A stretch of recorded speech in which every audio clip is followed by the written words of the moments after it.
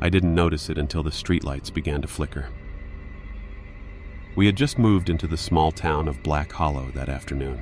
Claire was upstairs unpacking Noah's toys, and I was standing by the living room window, watching the last traces of sunlight slip behind the hills. That's when I saw it, the way every porch light on our street clicked on at the exact same moment, and how every person outside suddenly went inside. Not a casual stroll, not a time for dinner pace. They moved fast, doors slamming, curtains drawn tight. I opened the front door to get some air, but before I could step out, our elderly neighbor, Mrs. Harlow, called out in a sharp whisper from her porch. "Don't. Not after dark." Her voice was urgent, almost shaking. I tried to laugh it off. "Why? Coyotes?" She didn't smile. "It's not the animals you should be worried about. And for God's sake, don't look out your window if you hear it." Before I could ask what she meant, she hurried inside and locked her door. Claire came down the stairs holding a framed picture of us, smiling. "You okay?" "Yeah," I lied, but my chest felt tight. By 9 p.m., the entire street was dark. No TV light, no cars passing. It was as if the whole town had vanished. That's when I heard it. A slow, deliberate tapping against our front window. Not the glass by the door, the big one in the living room where I'd been standing earlier. Tap, tap, tap. I thought maybe it was a branch in the wind, but the sound was too steady, too intentional. Claire whispered from the couch, "Ethan, someone's outside." And then, without thinking, I turned my head toward the window. That's when I saw the reflection move, only it wasn't mine. For a moment, I couldn't breathe. The reflection staring back at me wasn't human. It had my height, my build, but its head was wrong. The skin was pale, stretched too tightly over the skull, and those eyes, were pitch black, swallowing the light from the room. It didn't move like me, either. While I stood frozen, it tilted its head in slow, jerky motions, as if trying to understand me. Claire whispered again, her voice trembling. "Ethan, step back." I should have listened. Instead, I took a step closer. The thing in the glass smiled. It wasn't just any smile. It was wide, too wide, the skin of its cheeks cracking as it pulled farther and farther back until the corners seemed to split. And then, in a voice that sounded like my own, but twisted deeper, it said, "Ethan." I staggered back so fast I hit the coffee table. Claire jumped up, grabbing my arm. "What the hell is that?" I didn't answer. The tapping had stopped, but I could still hear something, faint, like nails scraping along the siding of the house. It was circling. I ran to the front door and locked it, then pulled the curtains shut. The room felt smaller, as if the air had grown heavier. Claire reached for her phone to call the police, but the screen stayed black, no signal. From somewhere in the darkness outside, a whisper slipped through the walls. "Don't hide from me." That's when I realized something that made my stomach drop. The voice wasn't coming from outside, it was coming from upstairs. Claire's eyes met mine, and I could see the exact moment she realized the voice had come from above us. Noah. We bolted for the stairs.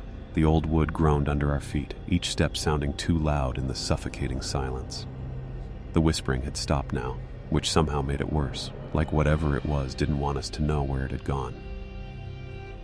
When we reached the top, Noah's door was cracked open just enough to let a sliver of darkness spill into the hall. There was no glow from his nightlight. I could smell something faint but wrong, like damp earth after a storm, mixed with the metallic tang of blood. "Noah?" Claire's voice was barely audible. No answer. I pushed the door open slowly. The air inside was colder, as if all the heat had been sucked out. Noah's bed was empty. The blankets were still warm, bunched on one side as though he had just been lying there. And then I saw it. In the corner where the shadows were thickest, two black eyes stared at me. At first I thought it was the same figure from the window, but it wasn't. This thing was smaller, crouched low, its long fingers splayed across the floorboards. It smiled, and I realized with horror that it was holding something in its hands. Noah's pajama shirt. "Where's my son?" I demanded, my voice cracking. The thing tilted its head. Its mouth opened wider than should have been possible, and in Noah's exact voice, it whispered, "Right behind you." Claire screamed. I spun around, and the hallway was empty. When I turned back to the corner, the thing was gone. Only the pajama shirt remained, lying in the middle of the floor. Somewhere below us, the front door creaked open. Claire's scream still echoed in my ears as we bolted for the stairs. I grabbed the shirt off the floor without thinking, maybe because it was the last proof that Noah had even been here. The sound of the front door creaking open shouldn't have been possible.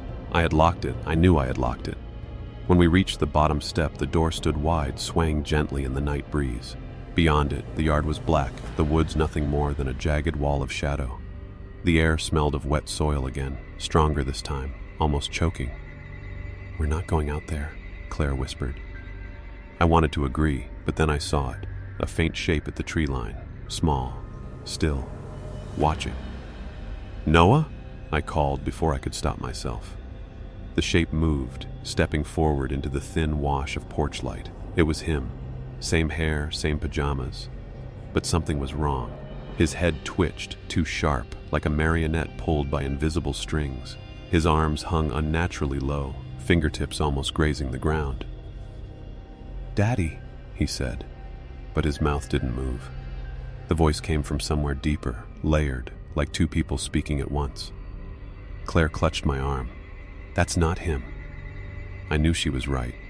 Then, from the woods behind him, another figure stepped into view, the taller one from the glass. It placed a long, skeletal hand on Noah's shoulder. The porch light flickered. For a split second, the yard went pitch black. When it came back on, they were both gone. From the trees came a whisper, soft but clear, "Come and find him." And then, behind us, the stairs groaned, one slow, deliberate step at a time.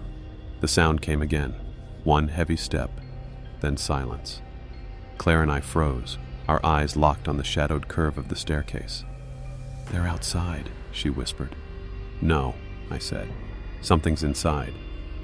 I took a step toward the stairs, every nerve screaming at me to turn and run. My hand brushed the wall, and I realized the pictures hanging there were crooked, as if something had brushed past them on the way down.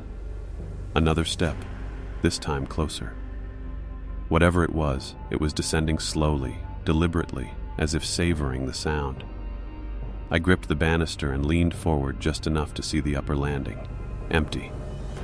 Then a face appeared, upside down, peering at me from between the steps, skin pale as candle wax, eyes too large, pupils swallowing the light. Its neck craned at an unnatural angle, and the rest of its body was hidden behind the risers. Claire's hand dug into my arm. "What is that?" Before I could answer, it began to crawl down through the gap, sliding its head and shoulders between the steps like it was boneless. The sound it made wasn't footsteps anymore. It was the scrape of nails on wood. I stumbled back, pulling Claire with me, but the thing moved faster, dropping the last few feet to the floor with a wet thud. It stood there, swaying slightly, its grin stretching too wide. In one hand, it held Noah's teddy bear. Then it turned and sprinted toward the open front door, vanishing into the night. From the dark outside came the sound of Noah's voice, crying for help. Noah's voice sliced through the night like a hook in my chest. I didn't think. I just ran. The grass was cold and slick under my bare feet, the air heavy with that same rotting soil smell. Claire shouted after me, but her words blurred under the pounding in my ears. The woods loomed ahead, branches clutching at the sky like black claws. "Noah!" I yelled again. His cry came back, closer now, desperate. I pushed through the first wall of trees, my skin scratching against wet bark, my shirt snagging on thorns. The flashlight on my phone cut a weak path through the dark, but it was enough to catch movement ahead. Something darted between the trees, too tall to be Noah, too fast. I slowed, breath ragged, listening. The woods were alive with sounds, leaves shivering though there was no wind, faint clicks echoing from somewhere deeper in. Then I saw him. Noah stood in a small clearing, his back to me, shoulders trembling. I stepped forward. "Buddy, it's me." He turned. His eyes were black. Not dilated pupil black, solid like ink poured into them. And behind him, in the deeper dark, pale hands rested on his small shoulders. The tall thing leaned forward from the shadows, its face a stretched mockery of human features, skin so thin it showed the veins beneath. "Take him," it whispered in a voice that made my bones ache. "We'll give him back when it's time." Before I could move, the ground beneath Noah opened like wet soil giving way, and he was gone. Something moved behind me, slowly, deliberately. The forest swallowed every trace of light. My phone's weak beam barely reached more than a few feet, painting jagged shadows that looked like reaching arms. Somewhere below the earth, Noah was gone, swallowed whole by whatever had taken him. I didn't hear footsteps.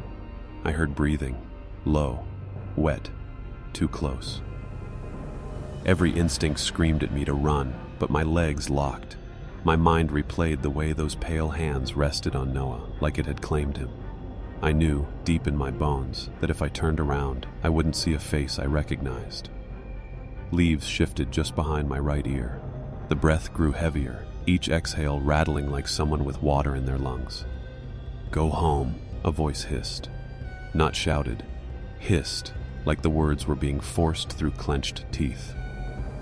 I forced myself forward, feet crunching on dead twigs, heart battering my ribs. With each step, the breathing followed. Not closer, not farther, just following. The woods opened slightly, revealing a sliver of moonlight. In the pale glow, I saw tracks in the damp earth. Small ones, Noah's. They led deeper, toward a part of the forest locals called Hollow Vein. I'd heard the stories as a kid. People who went there didn't come back the same, if they came back at all. Behind me, the breathing stopped. I turned. Nothing.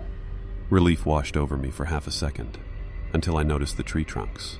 The bark on each was covered in deep gouges, claw marks carved in repeating patterns, like something circling prey. From the dark between the trees, two eyes opened. Not animal eyes, human in shape but glowing faintly white, reflecting no light. They blinked once, and then I heard two sets of breathing. The second one was above me. I didn't look up, I just ran. The forest floor dipped into a narrow ravine, the kind you couldn't see until you were already tumbling into it. My ankle twisted on the slope, but I caught myself, against a root slick with moss. The air here was colder, sharp enough to sting my lungs.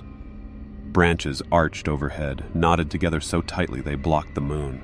Every sound was amplified, my panting breath, my pounding heart, and them. The two sets of breathing, always just far enough to be out of sight. I pushed forward, following the faint trail of Noah's footprints. They were fresher now, pressed deep into the damp soil, almost as if he'd been running, but something was wrong. There was no second set of smaller impressions beside them. Whatever had taken him wasn't leaving tracks. A clicking started behind me, not the random snap of a twig, rhythmic, deliberate, like bones knocking together. I forced myself to keep moving, but every step felt heavier, as though the ground itself wanted to pull me down. That's when I realized I was running slower. My legs burned, muscles trembling. It wasn't just exhaustion, it wanted me tired. The clicking grew louder, faster. I glanced over my shoulder. Between the trunks, something tall slid from one shadow to another. It didn't step, it stretched, like its limbs could extend at will, melting from one position to the next. My foot caught on something, and I went down hard. The cold mud clung to my skin like hands. The clicking stopped. From the darkness ahead, I saw him, Noah, standing in the middle of the path. He looked fine, too fine. His clothes were clean, his face blank. "Noah," I gasped. He tilted his head, eyes empty, and spoke in a voice that wasn't his. "It's almost time for you, too." Behind him, the pale thing's face emerged from the dark, its jaw slowly unhinging. Noah didn't move as I stumbled to my feet. His pupils were too wide, swallowing all the color, and when he blinked, his eyelids didn't close all the way. Something deep inside me knew it wasn't really him anymore. The pale shape behind him slid forward, its body unfolding from the shadows. Its skin looked stretched too thin over long bones, the surface mottled like old birch bark. Its mouth hung open, impossibly wide, and inside, there weren't teeth. There were spines, slick and dripping. "Noah," I whispered again, even though I knew better. The thing's arm shot forward. The hand that grabbed me was cold, colder than the earth after winter frost, and rough like bark. Its fingers bent wrong, curling around my wrist until pain shot through my arm. It yanked. My knees hit the ground, and before I could fight back, the soil around us shifted. It wasn't dirt, it was loose, hollow. The thing began pulling me downward, the earth giving way beneath me like quicksand. I clawed at the ground, nails breaking on stones. My free hand found a root jutting from the wall of the pit, and I held on with everything I had. The thing hissed, louder now, its breath rattling in my ear. From the corner of my eye, I saw Noah's bare feet sink into the soil without resistance, like he belonged to it. His blank gaze never left mine. "You can't stay up there forever," he or it said. The creature's grip tightened, and I felt something sharp press against my wrist, piercing skin. Warmth spread. Blood. Panic took over. I kicked out hard, my boot connecting with the thing's thin arm. It let go for half a second, and I used the moment to scramble backward, dirt cascading over me. By the time I stood, Noah was gone. So was the thing. Only the hollow in the earth remained, still shifting like it was breathing. And then I heard it from below, 3 knocks, slow and deliberate. I didn't move for a long moment. The 3 knocks still echoed in my ears, like they'd been tapped against the inside of my skull.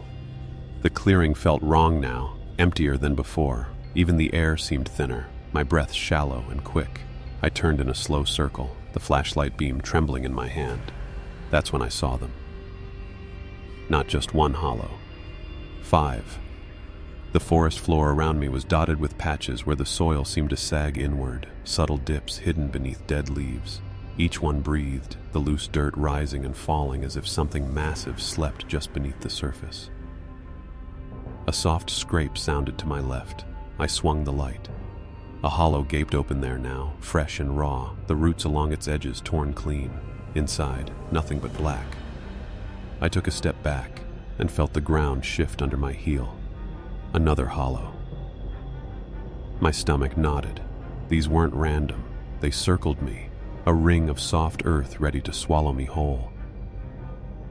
I heard whispers then, faint but layered, like dozens of voices speaking at once. They seemed to come from every hollow, threading together into a single low chant I couldn't quite make out. The beam of my flashlight caught movement in one of the openings. A hand, thin, pale, vein-marked, gripped the edge and began to pull. The dirt poured away from it like water down a drain. I ran. I didn't think about direction, just away from the ring, feet pounding through leaves and roots, lungs burning. Behind me, the earth groaned. After what felt like forever, I collapsed against a tree, gasping. My light caught something carved into the bark at eye level, a spiral, deep and jagged, the grooves packed with dried moss. And in the center of that spiral was a fresh drop of blood. The spiral on the tree wasn't just carved, it was fresh. The cut marks were sharp, the bark around them still damp. My fingers brushed it before I realized I shouldn't have touched it, because the whispers stopped. The silence was worse. Even the wind seemed to have been swallowed whole. Then from somewhere beneath me, a voice said my name. Not shouted, not spoken, poured, like oil through stone. I stumbled backward and my heel struck something solid, wood. I turned to find a half-buried trapdoor wedged into the slope of the forest floor. The iron hinges were crusted with rust, but the wood itself looked newer, like someone had been tending it. My first thought was, leave it closed. My second was Noah. The door groaned open, exhaling a draft that stank of wet stone and something metallic.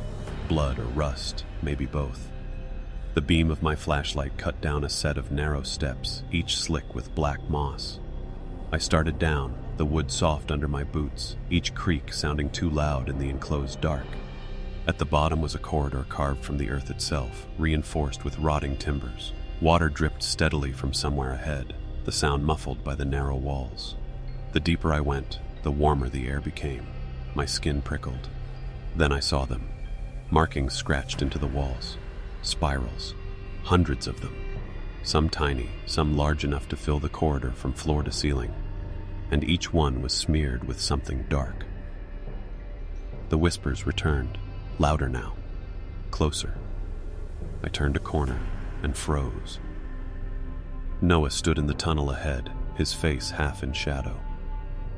"It's here," he said, voice shaking. Behind him, the dirt wall pulsed like a throat about to swallow. The wall behind Noah wasn't solid. It moved. At first, I thought it was water bulging behind a sheet of mud, but then the entire surface swelled forward, rippling like muscle beneath skin. A slow inhale, I lift at my flashlight. The beam revealed something wet and pale beneath the layer of dirt. A membrane shot through with branching red veins. It throbbed in time with a deep subterranean heartbeat I could feel through my boots. "Noah, step away," I whispered. He didn't. His eyes were glassy, his breathing shallow, like he was listening to something I couldn't hear. The membrane trembled. A vertical seam split open from top to bottom, not tearing so much as unfolding. Inside was darkness, true, depthless black, and from that blackness came the sound of 1,000 soft intakes of breath. The smell hit next: iron, rot, and something faintly sweet, like fruit left in the sun too long. My vision swam.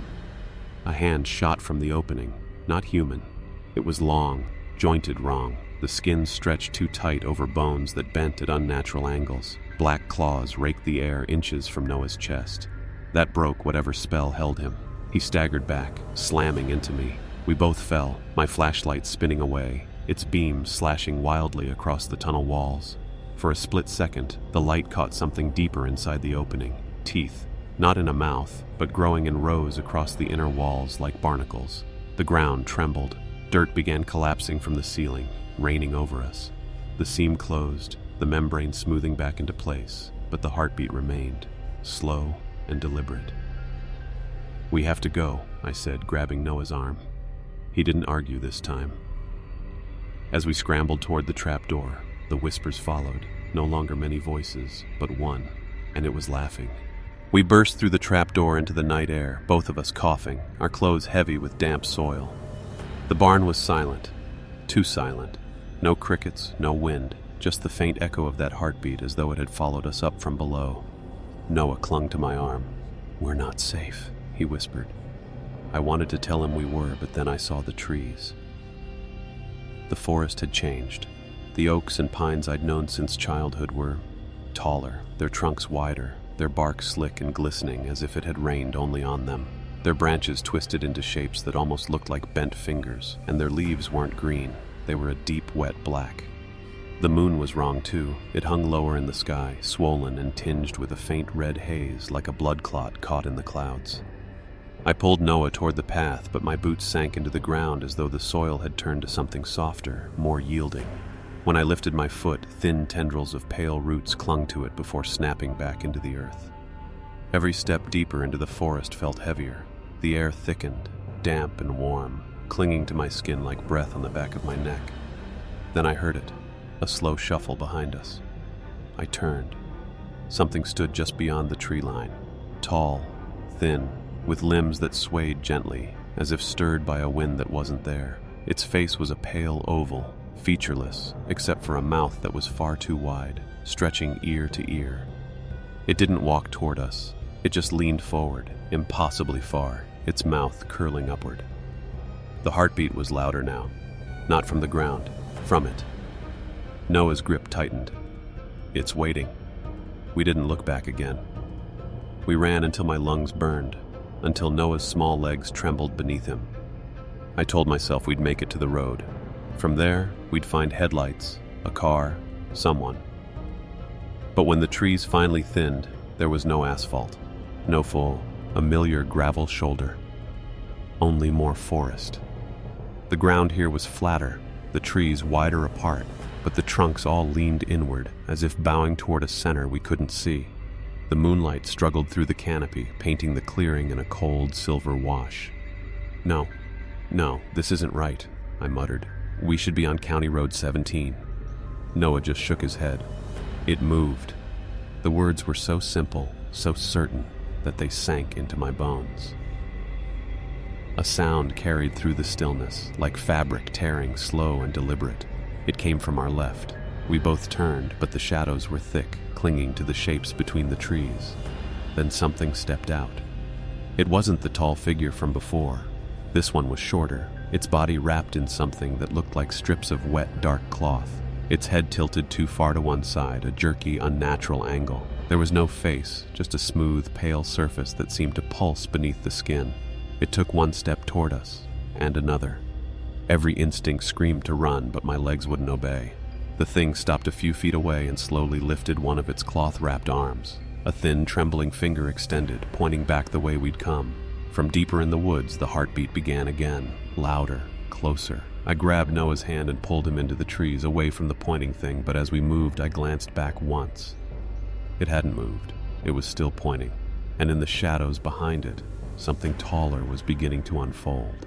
We ran until my calves burned, dodging roots and ducking under branches, certain the thing behind us was closing in. But every time I looked over my shoulder, the forest was empty, silent except for our breathing. We slowed only when Noah tripped, falling hard onto damp leaves. I helped him up, but my stomach twisted when I realized I knew this place. The twisted oak with the hollow trunk, the moss-covered boulder shaped like a crouching animal. We had been here before. "No," I whispered. We kept going straight. We didn't turn. Noah's lip trembled. "It wants us here." I didn't ask what he meant. I didn't want to hear his answer. We tried again, pushing deeper into the woods, marking trees with broken branches. But after what felt like 20 minutes, our broken branch trail appeared ahead of us instead of behind. Time felt strange here, like the seconds stretched too long, like the darkness between heartbeats could swallow you. My watch ticked, but the hands didn't move. Somewhere off the path, we heard movement. It wasn't footsteps this time. It was like something heavy dragging across the ground. I pulled Noah close and whispered, "Don't look back. Just keep walking." But the sound came closer, now paired with a low, wet breathing. My skin crawled. The trees seemed to lean in tighter, their branches knitting overhead until the moon vanished. When we finally saw light again, I thought it was the way out. Relief surged, until I realized the glow wasn't moonlight. It flickered, orange and uneven, like firelight. In the clearing ahead, shapes moved, tall, thin figures circling something burning in the center. The flames didn't crackle, they whispered. Noah squeezed my hand and whispered, "That's where they come from." I didn't ask who they were, because I could see them turning toward us. The clearing pulsed with an otherworldly glow, shadows twisting across the ground like they had a life of their own. The figures, 8, maybe 9, stood perfectly still, their elongated bodies silhouetted against the fire. Up close, the fire wasn't fire at all. The flames were pale, almost translucent, and the whispers came from within them, overlapping voices, speaking in a language that scraped against my thoughts. My skin prickled as if the words were crawling under it. One of the tall figures stepped forward, its limbs bent in strange places, joints jutting at unnatural angles. The head was too small for its height, and where a face should have been, there was only smooth, pale skin.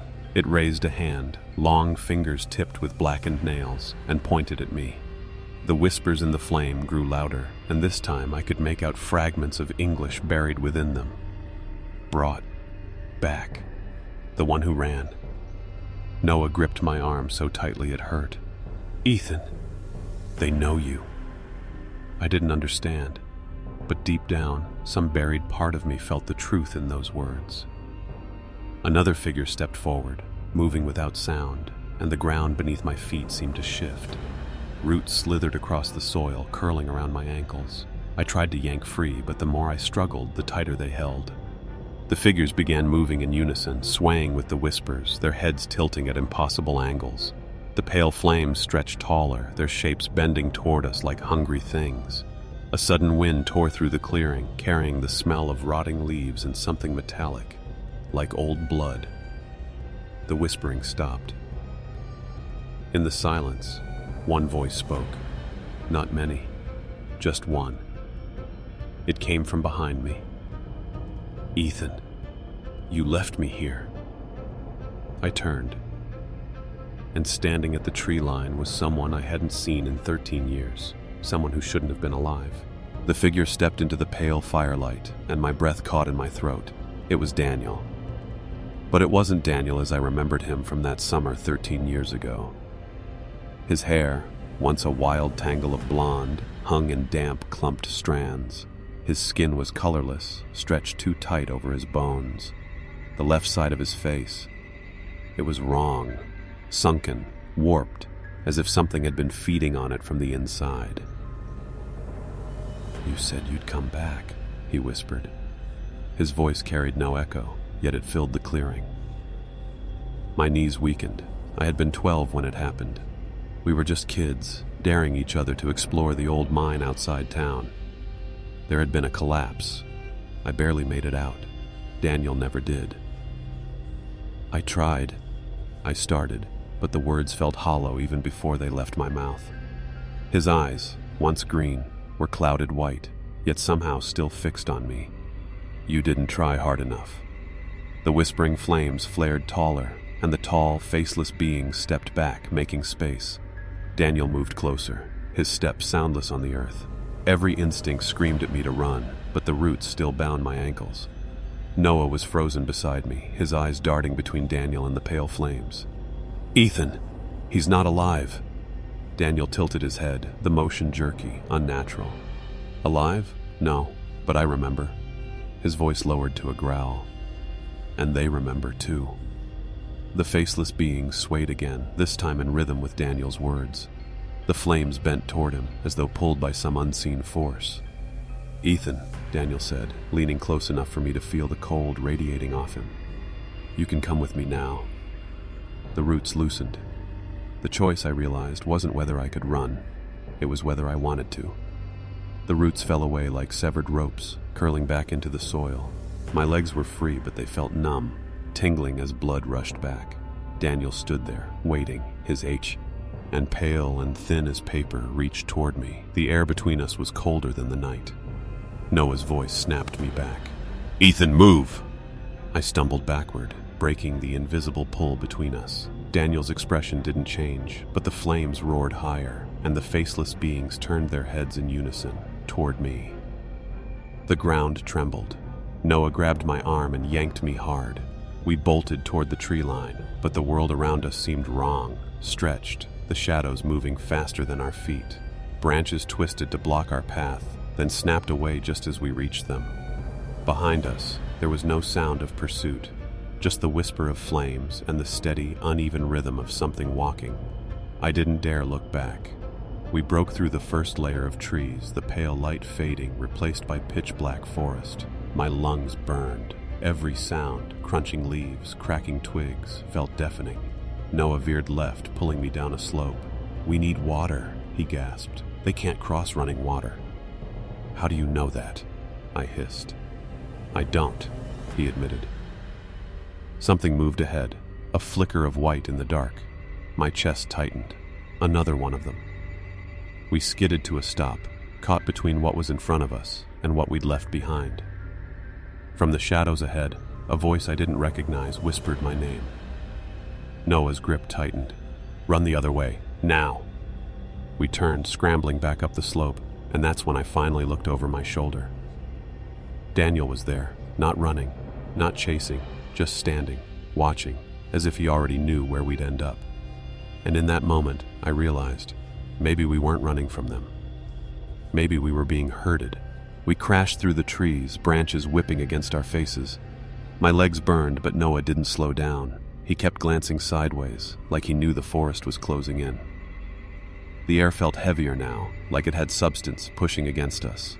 I realized the path underfoot wasn't random. It curved, winding deeper instead of toward the road. "They're steering us," Noah panted. "How? The forest isn't real anymore." I wanted to argue, but the more I looked, the more I saw it. The trees had subtly rearranged themselves, forming narrow corridors. No matter which way we turned, the gaps funneled us forward. Something moved just at the edge of my vision. Pale shapes slipped between trunks, never fully visible, but always close enough to hear. A faint scrape, a slow inhale. We broke into a clearing. Moonlight spilled across the ground, revealing stone markers jutting from the earth. Old, weathered, carved with symbols I didn't understand. The silence here was suffocating. Even the wind had stopped. Noah's voice was tight. "Graves." Before I could respond, the earth shifted beneath my feet. I stumbled, looking down. One of the markers had cracked open, revealing darkness below. From that darkness came a sound I will never forget. A wet, dragging exhale, followed by something clawing its way up. "We have to leave," I whispered. But the tree line around the clearing had closed completely.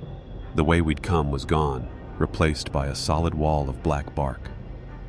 The thing from the grave rose higher. It was human in shape, but its skin hung loose, dripping as though it were melting. Its eyes, if they were eyes, were deep, hollow pits that seemed to pull the air inward. Behind us, more graves began to crack open. Noah grabbed my wrist, his fingers ice cold. "They didn't want us to run," he said. "They wanted us here." The ground shook. The first creature stepped forward, and every marker around us began to glow with pale fire. We were surrounded. The first creature stepped free of its grave with a slow, deliberate motion, its feet squelching in the damp soil. Steam rose from its skin as if it had been lying in boiling water. Noah and I backed toward each other, but every direction was blocked. The pale fires burning on the headstones flickered in unison, like they were breathing. Then the ground shuddered again. More cracks split open, and figures began crawling out. Men, women, even something small that might have once been a child. Their movements were stiff, jerky, as if their bones didn't fit right inside their skin. A deep hum filled the clearing, low enough to vibrate in my chest. It wasn't coming from the creatures, it was coming from below. One of them turned its head toward me. The hollow pits where its eyes should have been weren't empty after all. Inside swirled faint shapes, faces, dozens of them, screaming silently. Noah whispered, "Those aren't eyes, they're windows." The creature's jaw unhinged with a sickening crack. Instead of teeth, its mouth was lined with dozens of tiny pale fingers, twitching, reaching for the air.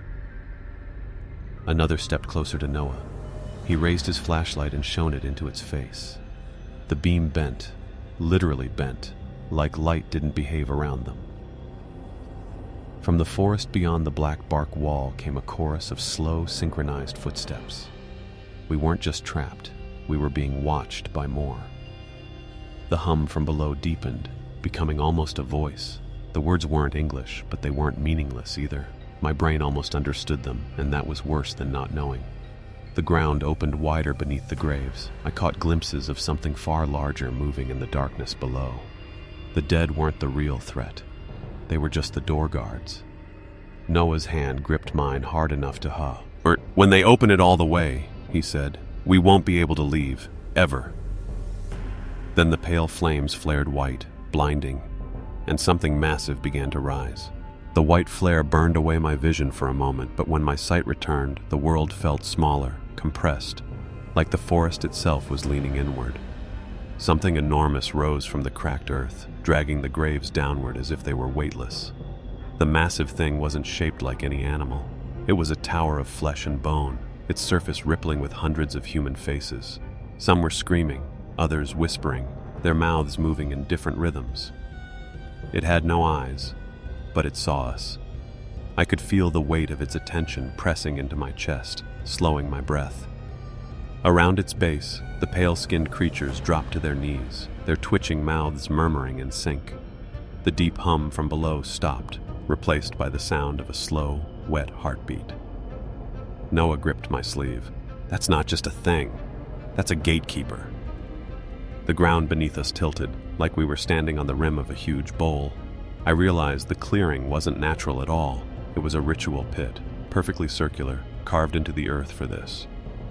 The gatekeeper lifted one arm, if it could be called an arm, and the air bent around it.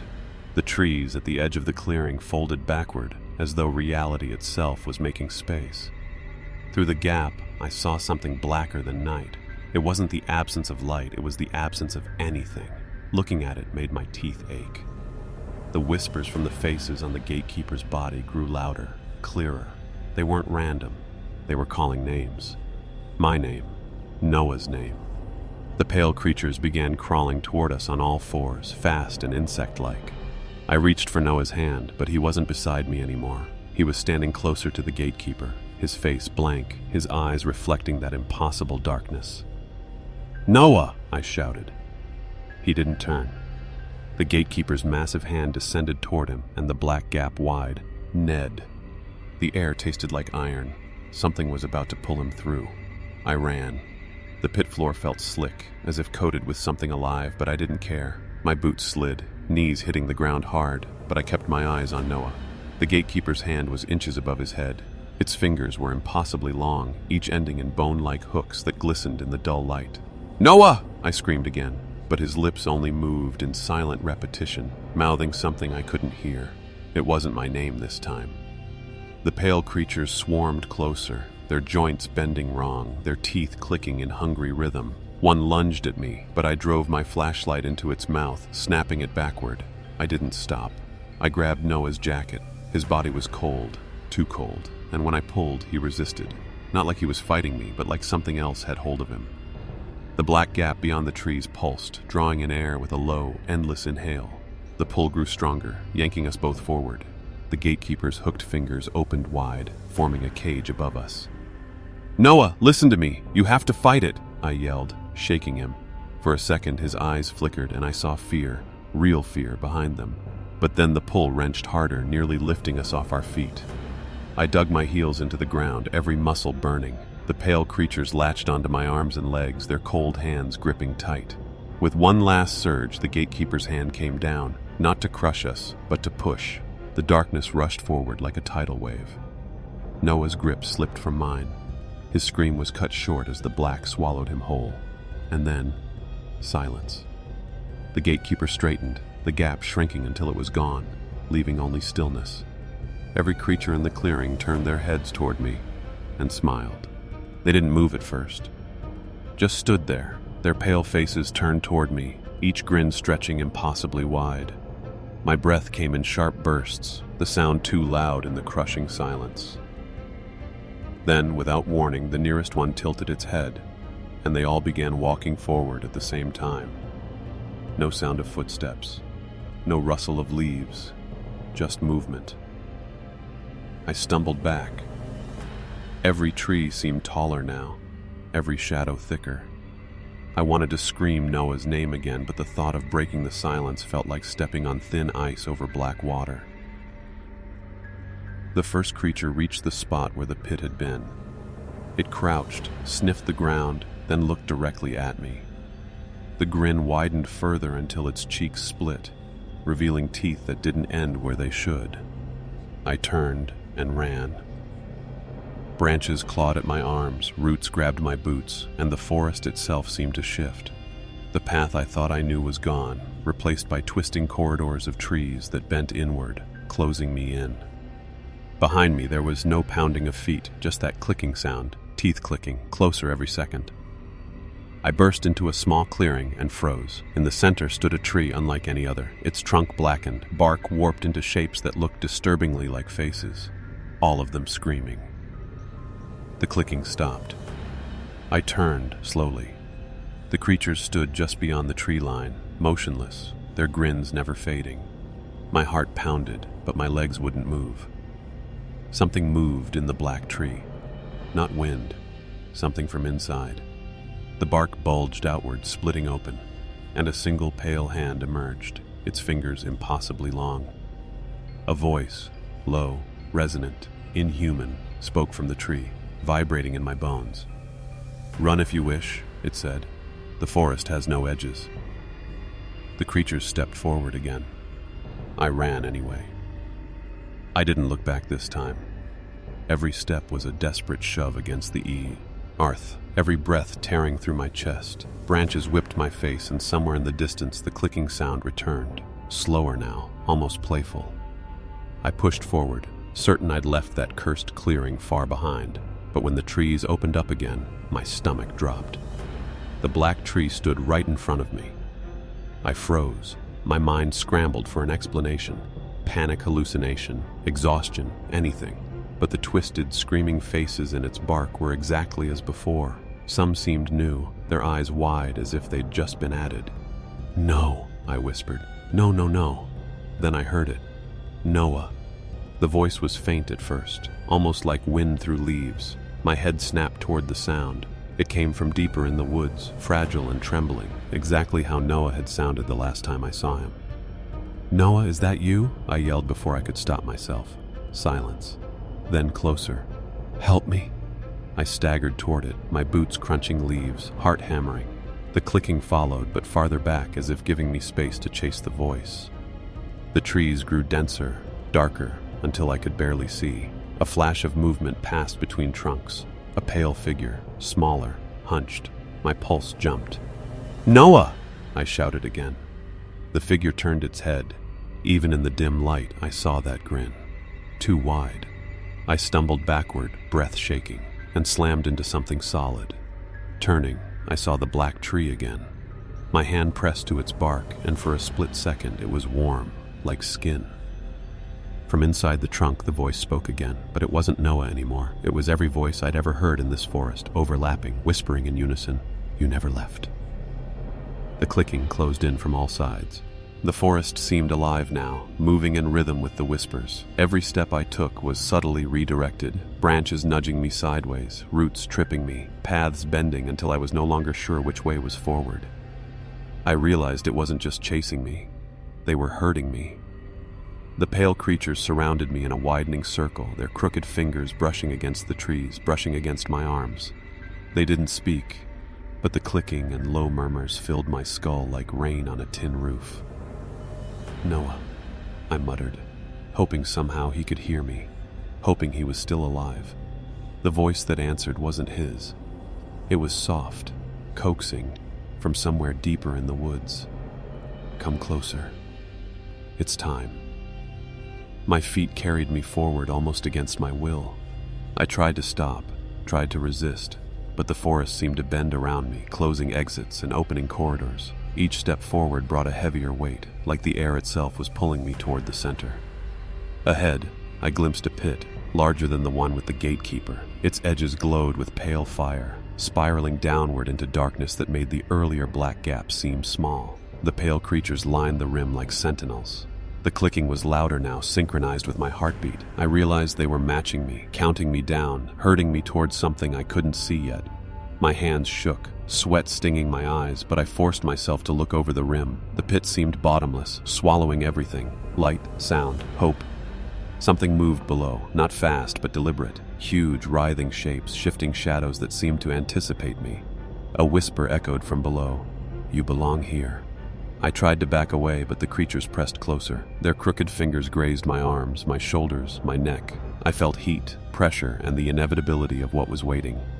I realized then the forest had been Waytools, aiding for me from the start. Not just the gatekeeper, not just the pale creatures. Everything, the trees, the roots, the hollow earth, had been guiding me here. I was already in their grasp. I teetered on the edge of the pit, every muscle screaming to run, but the pale creatures pressed in from all sides. Their crooked fingers grazed my arms, their silent whispers curling into my ears. The pit was enormous, wider than any clearing I'd seen. Its walls glistened, covered with slick black roots, some writhing like snakes, others sprouting faces frozen in silent screams. The fire at the rim seemed pale and insubstantial, more like a warning than warmth. A shadow moved below. Not a single figure, but a mass, writhing and shifting, limbs and faces blending into a single, wriggling monstrosity. My stomach churned. Every instinct screamed, "Do not look too long." The whispers grew louder, weaving together into a chant I almost understood. Words of ownership, of inevitability, of centuries of waiting. The forest was patient. The forest always claimed its due. Noah's voice, or what I thought was Noah's, echoed faintly from the shadows below. "Ethan, come." I froze. Something in his tone was wrong. Too deep, too slow, like it was imitating him. My chest tightened. One of the pale creatures stepped forward. It extended a hand toward me. My own hand moved before I could think, brushing against it.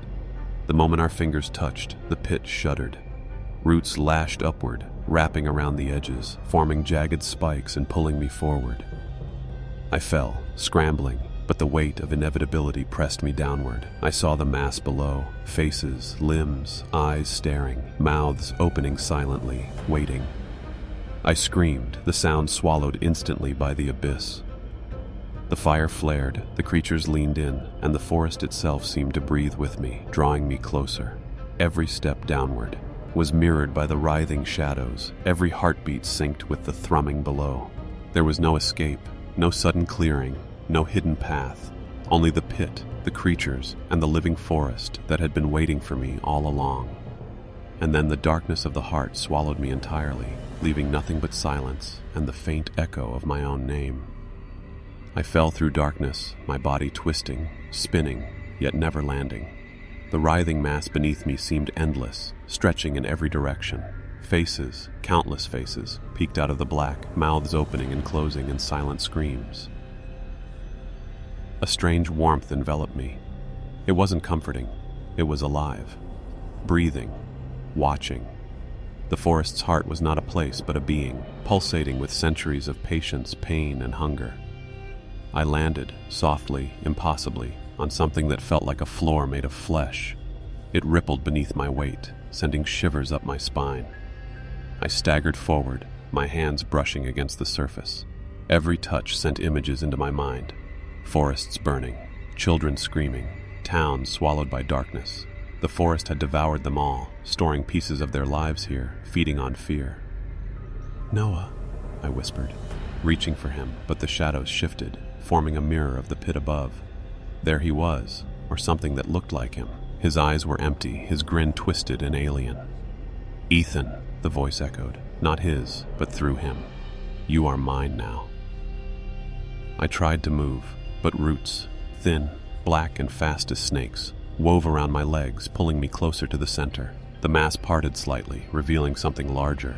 At the heart of this living forest was a shape I couldn't comprehend, a tower of writhing faces and limbs, its skin alive, shifting like the surface of a stormy ocean. It exhaled a sound that vibrated through my bones, a deep, wet growl that resonated with the whispers. The pale creatures appeared around the edges, kneeling, bowing, their heads jerking in time, with the rhythm of the being. I realized the forest was all one thing, its body, its sentinels, and its heart working together. I clawed at the writhing floor, screaming, but the heartbeat of the forest intensified. Every second here was agony. Every breath felt stolen. I understood then. This heart didn't just trap you. It consumed everything. Fear, memory, flesh, and soul. And it had been waiting for me, for far longer than I had ever imagined. I couldn't stop trembling. The forest's heart pulsed beneath me, each beat like a hammer striking my chest. Noah, or the hollow imitation of him, stood frozen at the edge of the writhing mass, his grin twisting wider whenever I looked at him. The pale creatures knelt, their heads jerking in rhythm with the pulses. Their crooked fingers twitched, pointing toward me, urging me forward, but I refused. My mind screamed, "Fight, fight, fight." I grabbed a jagged root protruding from the floor. It was slick and pulsing, almost alive, but I gripped it tightly. This wasn't just a tool, it felt like the only weapon I could have against the impossible. The mass quivered as if sensing my intention. Whispers became louder, overlapping, forming a chant. "You belong, you belong, you belong." I swung the root toward the nearest pale creature. Its body split in two under the impact, revealing black smoke where its flesh should have been. It didn't scream. It just vanished, leaving only a hollow echo. The heartbeat beneath me accelerated. The writhing mass surged upward, trying to crush me under its weight. Roots and limbs lashed out, but I ducked and swung again, slicing through one creature after another. The floor pulsed under me, hot and alive, resisting every move. Noah, or whatever controlled him, stepped closer, voice empty. "You cannot escape. You cannot fight." I ignored him. Another swing, another creature dissolved into nothing. I could feel something in the forest recoiling, like I had struck a nerve in a sleeping giant.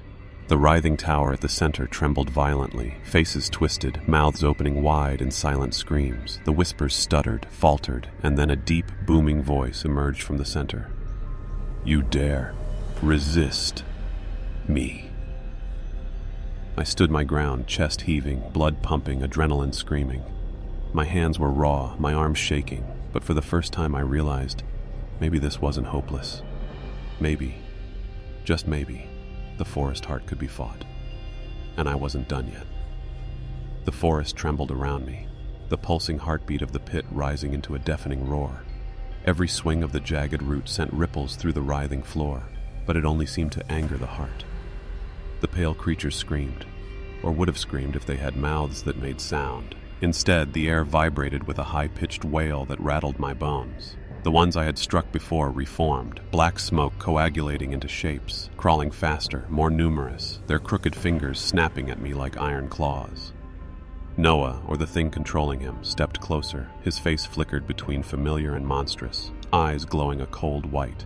"You will fail," he hissed, each word resonating unnaturally in my skull. The writhing mass beneath me surged upward. Faces screamed silently, limbs twisted toward me like grotesque vines, roots shot from the ground, coiling around my boots, my arms, trying to pull me into the center. I swung the root with every ounce of strength I had left, cutting through one tendril after another. The forest itself seemed alive, bending over me, trying to crush me under its weight. Trees twisted violently, branches snapping, the ground buckling as if the earth itself were retaliating. Yet the more I fought, the more the creatures faltered, dissolving into smoky wisps before they could reach me. The heart at the center shuddered, groaning with voices layered in 1,000 languages, all screaming at once. It began to split, faces tearing away from its surface, each one frozen in terror. The glow of the pit flickered wildly, exposing glimpses of the endless darkness beneath, alive with countless shapes I could barely comprehend. I knew it was weakening. I gritted my teeth and pressed forward, swinging again and again, ignoring the burning in my arms, ignoring the ache in my chest. For the first time, I saw it falter. The heart recoiled, and I realized something impossible. It could die. The forest quaked violently, as if it knew the heart was vulnerable. The pale creatures hissed, crawling faster than ever, their black smoke forming thick clouds around me. Every branch became a whip, every root a snare. The heart at the center shuddered, cracking, faces peeling away from its writhing surface, revealing endless darkness beneath. It pulsed violently, sending waves of force outward that knocked me to my knees. My lungs burned, my vision blurred, but I refused to stop. Noah, or the twisted version of him, stepped forward again. His voice, deep and resonant, echoed from everywhere at once. "You think you can take it? You belong to it!" The creatures multiplied. Hundreds of pale forms now surrounded me, their crooked fingers lashing at my body. I swung the jagged root desperately, smashing through them, but for every one I destroyed, 2 more took its place. Then the ground split around the heart. From the cracks, tendrils of darkness shot upward, writhing, curling like serpents. They lashed out at everything near, shattering the forest's edge and swallowing trees whole. The heart's voice boomed, resonating in my chest. "You cannot stop what has waited centuries." I clutched the root tighter, gritting my teeth. "I don't care," I screamed. I drove it into the writhing mass, plunging it deep into the heart's center. The darkness shrieked. Ked, twisting violently, and a pulse of raw energy erupted outward, throwing me backward. Noah's hollow eyes widened. The pale creatures froze, shrieking silently. The forest itself seemed to convulse as if crying in pain. The heart heaved, shattering faces peeling away in torrents of black smoke and light. For a moment, there was silence. I stood, trembling, gasping for breath. The forest shuddered, branches cracking and twisting, but the writhing mass at the center had diminished. The heart, though not gone, had been wounded, exposed, vulnerable. I realized then the truth. Surviving the forest wouldn't be about running anymore. It was about fighting. And if I wanted Noah back, or even just to leave alive, I had no choice but to go deeper. The pit had grown impossibly larger, stretching down into a black abyss that seemed infinite. The heart pulsed beneath me, a massive, writhing tower of flesh and shadow, its faces screaming silently, reaching for me with endless limbs. The pale creatures cowered slightly at the edges, but they were still everywhere, waiting, watching. I gripped the jagged root tighter, every inch of my body screaming in exhaustion and fear. The whispers of the forest had turned into a chant, urging me toward the center. Come, belong, join. I ignored them, stepping carefully along the undulating surface of the heart. Each step felt like walking on living flesh, the floor pulsating with its heartbeat, bending beneath my weight. Noah, or the shadow that had once been him, appeared beside me. His eyes glowed white, and his grin stretched impossibly wide. "You shouldn't have come here, Ethan," he whispered, though the sound was layered with the voices of hundreds of others trapped inside. I tightened my jaw. "I didn't come for you. I came to end this." The heart shuddered violently, recoiling from my words, or maybe from my presence. Limbs and faces twisted violently, some reaching out to grab me, others trying to lash back at the pit's edge. Roots shot up like spears, trying to pin me down, but I leaped and swung the root, severing one after another. Each strike sent waves of pain through my arms, but the forest's pulse weakened slightly with every blow. The whispers became a roar, voices overlapping, screaming in rage and desperation. The creatures surged, attempting to overwhelm me, but the heart itself seemed distracted, struggling to defend its center. I could see it now. The core, a writhing mass of faces and limbs fused into a dark orb, pulsing with pure malice. Every second I delayed, it tried to pull me in, but my grip on the root held strong. I knew this was it. The moment where I either destroyed the heart or became another voice trapped inside forever. I raised the jagged root high above my head, the weight of exhaustion threatening to pull me down, but I forced my arms to stay steady. The heart writhed beneath me, its endless faces twisting in silent terror and rage. Every pulse sent vibrations through the floor, through me, rattling my bones. Noah, or the thing that had taken him, stood beside me, grinning, but he didn't move. His stillness gave me focus. I planted my feet, bracing against the pulsing surface, and swung the root into the writhing orb at the center of the heart. The impact sent a shockwave outward. Faces peeled away violently, some screaming silently, others contorting as if in pain. Limbs shot out to grasp me, but I swung again, severing tendrils of shadow and flesh. The roar of the heart filled the pit, deep and unrelenting, rattling my skull. The pale creatures around me hissed, lurching forward, snapping fingers and claws, but each one I struck dissolved into black smoke. The heart seemed to falter, but it lashed out violently in response, thrashing roots and limbs upward, trying to crush me. I ducked, rolling through the waves of darkness, my arms burning from exertion. Another strike, cleaner this time, hit the core. The writhing faces fractured, and black smoke spiraled upward, carrying the sound of 1,000 whispered screams. The heartbeat slowed slightly, giving me a moment to catch my breath. The forest's chant faltered. The pale creatures hesitated.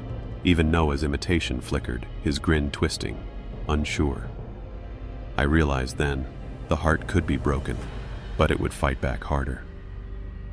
Every movement I made was met with resistance, every strike with retaliatory force.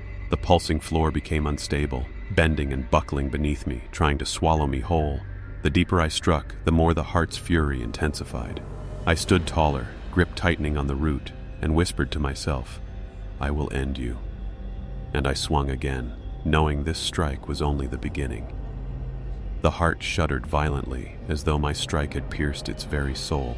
Faces peeled and twisted, some disintegrating into smoky wraiths that vanished instantly. Yet with every victory came retaliation. Limbs lashed out, roots shot up like spears, and the floor itself heaved beneath me, trying to throw me into the pulsing abyss. I barely stayed on my feet, swinging the jagged root desperately, cutting through limbs, smashing pale creatures that crawled out of cracks in the heart. Every strike sent a shockwave through my arms and chest, and I could feel the forest's pulse hammering against my ribs, trying to crush me entirely. Noah, or the imitation, stood frozen at the edge, watching with that terrible grin, eyes glowing unnaturally. I could sense him resisting the heart's control, a flicker of recognition buried deep, but it was fleeting. The heart screamed, not a sound I could hear, but one that rattled my bones, vibrating through the pit like liquid thunder. Shadows surged upward, coiling like serpents, attacking me from every direction. Branches snapped violently, roots wrapped around my legs, and faces reached up from the floor, mouths open, screaming silently. I swung again and again, each strike cutting through the mass of writhing flesh. The heart retaliated with sudden surges of power, sending waves of force that knocked me backward, slamming me into the pit's walls. Pain exploded through my body, but I gritted my teeth and lunged forward, striking at the core once more. A scream, human, familiar, echoed faintly through the chaos. Noah's voice, or what remained of it. My heart clenched. I couldn't afford hesitation. The heart writhed, convulsing, the surface splitting into jagged cracks, exposing endless blackness beneath. Tendrils lashed wildly, uprooting the floor and walls, and for a moment I feared it would swallow everything, the forest, the creatures, me, whole. Then, amid the chaos, I saw it. The first true crack in the heart's surface, faint but undeniable, glowing faintly red. A glimmer of hope. I knew the fight wasn't over. Not by far. But for the first time, I realized the heart could be broken. The first crack glowed faintly red, a small wound in the heart's otherwise endless darkness. I took a shuddering breath, gripping the jagged root tighter, my arms trembling from fatigue and pain. Every step toward the center felt heavier, the pulsating flesh beneath me trying to resist, as though the heart itself sensed my intent. Noah, or the imitation, stood to the side, his form flickering between what he had been and what the heart had made him. His hollow eyes watched silently, lips moving in whispers I couldn't hear. I ignored him, focusing on the glowing fissure that promised the heart's destruction. The pale creatures surged, swarming with renewed ferocity. Fingers snapped like iron, roots lashed like whips, and shadows rose from the cracks trying to pull me into the abyss. I swung the root wu, with all my strength, severing tendrils and smashing the nearest forms. Yet for every one I destroyed, 2 more replaced it. The heart pulsed violently beneath me, its surface writhing, faces screaming silently, limbs lashing unpredictably. The floor undulated and I stumbled, barely regaining balance. Pain seared through my arms, my chest, but I pushed forward. I drove the root deep into the first fissure. A shockwave erupted, vibrating through the pit, knocking pale creatures off their feet. The crack widened, glowing brighter, and a deafening pulse radiated outward, rattling my bones. The heart's roar echoed in every corner of the pit, a chorus of 1,000 voices screaming in rage and fear. Noah's imitation flickered violently, screaming silently, then staggered backward, freed momentarily from the heart's control. I took advantage of the opening, swinging again, splitting more tendrils and widening the fissure. The heart convulsed, twisting and writhing, the faces peeling off like melting wax. The entire pit trembled, and the air itself seemed to scream. I struck one final time, plunging the root as far as I could. The fissure cracked open fully, light spilling upward from the heart's core. The pulse slowed, the writhing subsided, and for the first time silence, or something close to it, descended on the forest. I had made the first real strike. But I knew this fight was far from over. The pit trembled beneath me, and the heart's pulse had slowed. But it had not stopped. Its writhing mass still towered before me, faces screaming silently, limbs lashing at the edges. I gripped the jagged root, my hands raw, my arms trembling violently. Every inch of me screamed exhaustion, fear, and defiance. Noah, or the thing that wore his face, stood a few steps away, blinking, hollow eyes flickering with something human, something trapped. I didn't dare speak. I didn't dare hope. Not yet. The heart's fissure glowed brighter now, an opening to its core, but it fought back, roots snapping upward. Like whips, shadows twisting into clawed forms that lashed at me with speed I could barely track. I swung the root again and again, slicing through tendrils, cutting down pale creatures, each strike sending them dissolving into black smoke. The roar of the heart echoed through the pit, 1,000 voices screaming in unison, vibrating through my bones. Its limbs writhed violently, reaching toward the fissure, trying to close the wound I had carved. I pressed the root deeper, feeling heat, pain, and pressure as the heart resisted every move. Noah cried out, or maybe it was me, but his scream was swallowed instantly by the darkness. Then, for a moment, he staggered forward, free of the heart's control, reaching toward me. I nodded grimly, not trusting words. I dug my feet into the pulsing floor, swinging the root one final time into the fissure. The heart convulsed violently, a deafening pulse erupting from its core. Shadows shrieked, the pale creatures dissolved, and the forest seemed to recoil, bending backward, gasping. Faces peeled away, mouths silent, limbs collapsing inward. Then, silence. The pit stilled. The writhing mass had collapsed inward, the heart broken, leaving only darkness and faint traces of light from the fissure. Noah fell to his knees, trembling, alive, but hollow. I collapsed as well, exhaustion and fear consuming me. The forest was quiet now, still, as if holding its breath. I had survived. I had broken the heart. But deep down, I knew one truth. Some darkness never dies. It only waits. And somewhere, deep beneath the forest, the pulse of the heart whispered still.